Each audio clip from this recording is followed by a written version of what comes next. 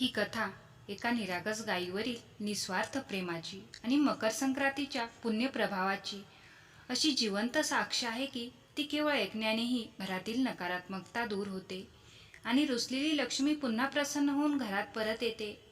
चला तर मग आपल्या मनाला एकाग्र करूया. एक खोल श्वास घ्या आणि भक्तिभावाने आजच ही चमत्कारिक कथा ऐकूया. खूप वर्षापूर्वीची गोष्ट आहे. एका घनदाट जंगलाच्या काठावर वसलेल्या एका छोट्याशा गावात एक अत्यंत गरीब कुटुंब राहत होते. त्या घराची अवस्था इतकी वाईट होती की छपरातून पावसाचे पाणी गळायचे आणि भिंतीतून थंडी शिरायची. त्या घराचा कर्ता पुरुष होता रामदेव. उपजीविकेसाठी तो साधा लाकूड तोड्या होता. त्याचे जीवन म्हणजे संघर्षाचे दुसरे नावच होते. कडाक्याची थंडी असो किंवा कडकडीत ऊन, रामदेव रोज ब्रह्ममुहूर्ताला उठायचा, खांद्यावर आपली जुनी कुऱ्हाड टाकायचा आणि दाट जंगलाकडे निघायचा. दिवसभर कष्ट करून लाकूड तोडायचा आणि संध्याकाळी ते बाजारात विकायचा. त्यातून मिळणाऱ्या थोड्याशा नाण्यावरच त्याच्या घरची चूल पेटायची. ज्या दिवशी रामदेव आजारी पडायचा त्या दिवशी घरात स्वयंपाकही होत नसे. रामदेवच्या पत्नीचे नाव होते सुशीला. नावासारखाच तिचा स्वभाव. ती अत्यंत धार्मिक, संयमी आणि संतोषी होती. त्यांच्या आयुष्यात पैशाचा अभाव तर होताच, पण त्याहूनही मोठे दुःख रोज त्यांच्या काळजाला पोचत होते. त्यांना संतान नव्हती. लग्नाला अनेक वर्ष उठून गेली होती. आजूबाजूच्या घरातून मुलांच्या रडण्याचा किंवा हसण्याचा आवाज आला की सुमित्राच्या ओस पडलेल्या अंगणाला ते अधिकच टोचून जायचे. लोक टोमणे मारायचे, नानाविध बोलायचे, तरीही त्या दाम्पत्याने कधीही ईश्वरावरील विश्वास ढळू दिला नाही. सुशीला म्हणायची, माझे रामजी सगळं पाहत आहेत. उशीर होतो पण अन्याय होत नाही. आपले सारे मातृस्नेह, सारी ममता सुशीलाने एका मुक्या प्राण्यावर ओढली. एक गाय होती, तिचे नाव होते गौरी. सुमित्राला एक अटळ नियम होता. घरात पीठ पुरेसे असो वा नसो, स्वतः उपाशी झोपावे लागले तरी चालेल, पण पहाटे उठून आंघोळ करायची, तुळशी मातेला पाणी घालायचे आणि मग स्वयंपाकघरात बनणारी पहिलीच भाकरी गौरीसाठी द्यायची. गौरी केवळ जनावर नव्हती, ती त्या घरची लेक होती. सुशीला तासनतास तिच्याशी बोलायची, तिला आंघोळ घालायची, प्रेमाने कुरवाळायची आणि गौरीही जणू सगळं समजत होती. सुशीला रडली की गौरी तिच्याजवळ येऊन आपले डोके तिच्या मांडीवर ठेवायची. जणू म्हणत होती, आई काळजी करू नकोस, मी आहे ना. त्या गाईच्या शेवेच्या बदल्यात गौरी भरपूर दूध द्यायची. रामदेव ते दूध कधी विकत नसे. त्याचं दूध तुपावर त्यांच्या शरीरात ताकद टिकून होती. गरिबी होती, संघर्ष होता, पण त्या प्राण्याच्या आशीर्वादानेच त्यांचे जीवन सावरले होते. मोठी लोक म्हणतात ना, या गोसेव्यापेक्षा मोठी दुसरी कोणती पूजा नाही. आणि रामदेवच्या घरातही तेच घडले. त्या मुक्या पशु गौरीने केलेल्या निस्वार्थ सेवेचा नाद थेट ईश्वराच्या कानापर्यंत पोहोचला. ज्या गोष्टीला वैद्यांनी अशक्य ठरवले होते ती शक्य झाली. अनेक वर्षाच्या तपश्चर्या आणि प्रतीक्षेनंतर रामदेव आणि सुशीलाच्या घरी एक पुत्राचा जन्म झाला. जे अंगण कालपर्यंत शांततेत बुडालेलं होतं तिथे आज किलबिलाट घुमू लागला. मोठ्या प्रेमानं त्यांनी त्या बालकाचे नाव गोविंद ठेवले. काळाचा चक्र आपल्या गतीने फिरत राहिला. गोविंद हळूहळू मोठा होऊ लागला. लहानपणापासून तो आपल्या आईकडे पाहत होता. तो पाहायचा की आई स्वतः उपाशी राहते, पण गौरी गाय खाऊ घातल्याशिवाय पाण्याचा घोटही घेत नसे. गोविंद सगळं पाहायचा, परंपरा निभवायचा देखील, पण कदाचित आईच्या हृदयात असलेली ती भावना, ती आत्मीयता ती पूर्णपणे समजू शकला नव्हता. त्याच्यासाठी गौरी घरातील एक सदस्य होती, पण आईसाठी ती साक्षात देवताच होती. गोविंद तरुण झाला तेव्हा रामदेवला वाटले की आता या गरिबीच्या चक्राला तोड द्यायलाच हवी. आयुष्यभराची साठवलेली पुंजी आणि काही सरकारांकडून, सावकारांकडून घेतलेले कर्ज वापरून त्याने मुलासाठी शहरात धान्याची एक छोटीशी दुकान उघडून दिली. गोविंद मेहनती होता, यात शंका नव्हती. त्याचा स्वभाव गोड होता. त्याची मधुर वाणी आणि प्रामाणिकपणामुळे दुकान चांगले चालू लागले. म्हणतात ना, वेळ बदलली की मातीसुद्धा सोनं बनते. पाहता पाहता ती धान्याची छोटीशी दुकान एका मोठ्या धान्य भंडारात रूपांतरित झाली.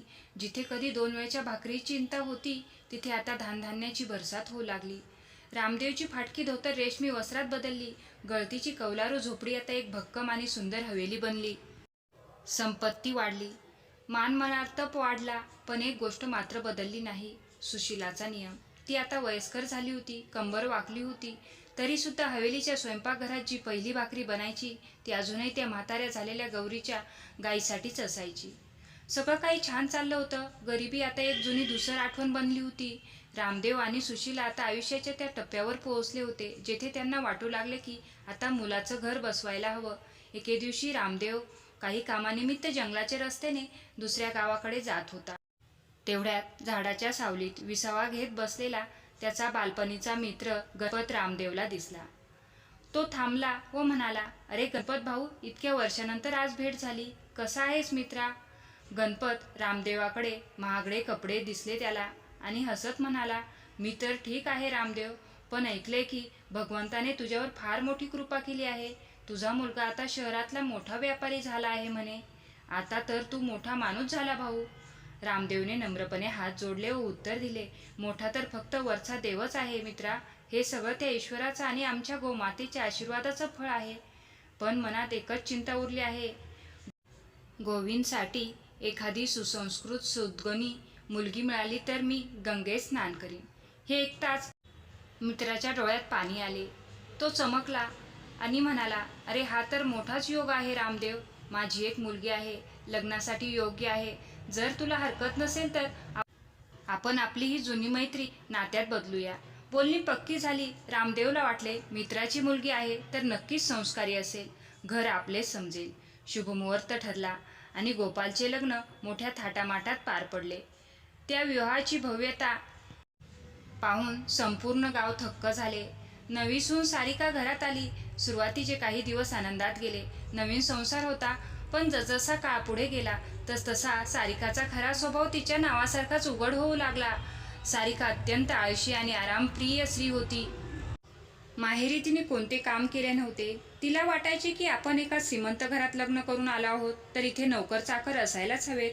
मग आपल्याला काम करण्याची गरजच काय? सुशीला प्रेमाने समजावत असे.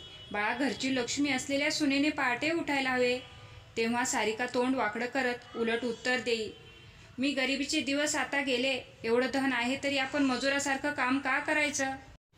जेव्हा सारिकाची नजर त्या घराच्या आधारस्तंभाच्या असलेल्या गौरी गाईवर पडली तेव्हापासूनच तिच्या मनात त्या गाईबद्दल तिरस्कार निर्माण झाला. हवेलीच्या मधोमध असा एखादा जनावर शोभत नाही असे तिला वाटू लागले. नाक मुरडत ती म्हणायची, "इथून किती घाण वास येतो. आईसाहेब, ही गाय तुम्ही गोठ्यात का पाठवत नाहीत? हिच्यामुळे सगळं घर अस्वच्छ राहतं आणि मला शेणाचा वास अजिबात सहन होत नाही." हे ऐकून सुमित्रेचे हृदय तुटून जाई. ती कतर स्वरात म्हणायची, "सुनबाई, हे जनावर नाही, ही तर तुझ्या मोठ्या नंदेसारखी आहे. हिच्याच दुधावर तुझा नवरा लहानचा मोठा झाला आहे." पण सारिकाला हे सगळं निरर्थक वाटायचं. आणि मग एक दिवस ज्याची भीती होती तसेच घडले. सुशीला फार आजारी पडली. तिला प्रचंड ताप होता. ती अंथरुणातून उठायलाही असमर्थ होती. सकाळ झाली होती. गौरी गाय भुकेने हंबरडा फोडत होती. सुशीलाने थरथरत्या आवाजात सुनेला हाक मारली, "माझी तब्येत फार खराब आहे. अजून तू गौरीला एक भाकर तरी दे. ती बिचारी सकाळपासून उपाशी उभी आहे." पण सारिकाने रजईत तोंड लपवून दिलेलं उत्तर सुमित्राच्या आत्म्यालाच घाव घालणारं होतं. सारिका चिरडून ओरडली, "आईसाहेब, मला झोपू द्या. माझ्याकडून हे शेण कचऱ्याचं काम होत नाही. गाईला भूक लागली असेल तर ती स्वतः काहीतरी खाईल किंवा तिला सोडून द्या बाहेर जाऊन चरायला. मी आता उठू शकत नाही." त्या दिवशी त्या घरात पहिल्यांदाच मरतीच्या काही दिवस आधी गौरी गाय उपाशी राहिली आणि याच क्षणापासून त्या घराच्या विनाशाची बीज रोवली गेली. सारिकाच्या मनात पाप आणि अहंकार खोवर घर करून बसला होता. एका काळ्याकुट्ट रात्री जेव्हा आकाशात चंद्रही ढगांच्या आड लपला होता आणि संपूर्ण घर गाढ झोपेत होतं, तेव्हा सारिका दबक्या पावलांनी उठली. तिच्या मनात एकच विचार घोळत होता, ना राहील बांबू ना वाजेल बासरी. ती गोठ्याकडे गेली. वर्षानुवर्षे त्या घराचा भाग असलेली मूक आणि निरागस गौरी गाय तिथे उभी होती. सारिकाला पाहताच तिने आनंदाने शेपूट हलवली. तिला वाटलं की घराची सून तिला चारा देण्यासाठी आले आहे. पण सारिकाच्या डोळ्यात माया नव्हती. तिथे फक्त तिरस्कार आणि द्वेष होता. तिने हळूच गौरीच्या गळ्यातली दोरी सोडली. गौरीला काहीच कळेना की नेमकं काय घडत आहे. सारिकाने एक काठी उचलली आणि त्या मुक्या प्राण्यावर निर्दयपणे मारत तिला घराच्या मागील दारातून बाहेर हाकलून दिली. एवढंच नव्हे तर तिला हाकलत ती गावाबाहेर घनदाट जंगलाच्या रस्त्यावर सोडून आली. दुसऱ्या दिवशी सुशीला गोठ्याकडे गेली आणि रडत म्हणाली, "माझी गौरी सापडत नाहीये. कुठे गेली असेल देव जाणे." त्यावर सारिका तोंड वाकडं करत म्हणाली, "इथेच कुठेतरी असेल किंवा कोणासोबत पळून गेली असेल. बरं झालं एक संकट टळलं. निदान आता तरी घर स्वच्छ राहील." सुशीलाने सुनेच्या डोळ्यात पाहिलं आणि तिच्या मनात संशय निर्माण झाला. ती कठोर स्वरात म्हणाली, "पळून कशी जाईल? ती तर अगदी सरळ साधी होती. मला पाहिल्याशिवाय ती हलत सुद्धा नव्हती. खरं सारिका, तू नेमकं काय केलं आहेस?" आता सारिका ढोंग करू शकली नाही. ती चिडून ओरडली, हो हो, बरोबरच ओळखलं तुम्ही. मीच तिला रात्री जंगलात सोडून आले आहे. सुशीला म्हणाली, तू हे काय केलंस? त्यांच्या घरची परिस्थिती आता बदलली. सारिकाला सगळे जबाबदार ठरवू लागले. तिच्या नवऱ्याने सारिकाला जंगलात हाकलून दिले. जंगलात गेल्यावर सारिकाला एक साधू महाराज भेटले. साधू महाराज गंभीर स्वरात म्हणाले, बाळा, तू साधी चूक केलेली नाहीस. तू तर फार मोठा अपराध केला आहेस. आपल्या शास्त्रामध्ये सांगितलं आहे की गोमातेच्या प्रत्येक रोमारोमात 73 कोटी देवतांचा वास असतो. गाय ही केवळ एक प्राणी नाही, ती पृथ्वीचे साक्षात रूप आहे. तिचा अपमान करून तिला उपाशी ठेवून घराबाहेर काढून तू स्वतःच्याच पायावर कुऱ्हाड मारली आहेस. तू साक्षात नारायणालाच आपल्या दारातून पाठवले आहेस.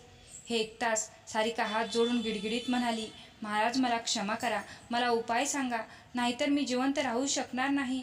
तेव्हा साधू शांतपणे म्हणाले, ईश्वर दयाळू आहे बाळा. पाप केले आहे असेल तर त्याचे प्रायश्चित्तही तुला करावे लागेल. उद्या मकर संक्रांतीचा पवित्र दिवस आहे. सूर्यदेव उत्तर नारायणाला प्रवेश करीत आहेत. हा काळ पापमुक्तीसाठी सर्वश्रेष्ठ मानला जातो. जर तू खऱ्या मनाने सेवा केलीस आणि आपली चूक सुधारलीस तर सर्व काही पुन्हा नीट होऊ शकते. साधूंचे शब्द ऐकून सारिकाच्या डोळ्यात अश्रू तरळले. तेवढ्यात तिची नजर आश्रमाच्या एका दूरच्या कोपऱ्यात झाडाखाली बांधलेल्या एका आईवर पडली. क्षणभर तिचा श्वास थांबला. ती स्वतःच्या डोळ्यावर विश्वास ठेवू शकत नव्हती. थरथरत्या पावलांनी ती पुढे गेली. हो, ती दुसरी कोणी नव्हती, तीच गौरी होती, जिला सारिकाने निर्दयपणे काठ्याने मारून हकलले होते. ते मुके जनावर भटकत भटकत ईश्वर कृपेने या आश्रमात आले होते आणि दयाळू साधू महाराजांनी त्याला आश्रय दिला होता. सारिकेचा संयम तुटला. ती धावत गायीपाशी गेली आणि तिच्या गळ्यात पडून हुंदके देत रडू लागली. ती आक्रोश करत होती, पण आश्चर्याची गोष्ट म्हणजे ज्या गायीला तिने मारले होते तिने आजही तिला दुखावले नाही. उलट आपल्या खरबरीत जिभेने ती सारिकाचे अश्रू पुसू लागली. हे दृश्य पाहून सारिकाचे हृदय तुटून पडले. तिने गायीच्या पायाजवळ डोके ठेवले आणि रडत रडत म्हणाली, मला माफ कर गौरी, मी क्रूर बनले होते, मला माफ कर. साधू महाराज हे शांतपणे पाहत होते. ते म्हणाले, बाळा, फक्त अश्रू ढाळल्याने पाप धुतले जात नाही. ही आता तुझी खरी परीक्षा आहे. जर तुला मुक्ती हवी असेल तर त्या मुक्या प्राण्याची सेवा कर. त्यातच तुझे खरे कल्याण आहे. सारिकाला उमगले. खरे प्रायश्चित्त म्हणजे शिक्षा नव्हे तर प्रायश्चित्तातून जन्मलेली सेवा. आणि त्या दिवसापासून गोसेवाच तिची पूजा बनली.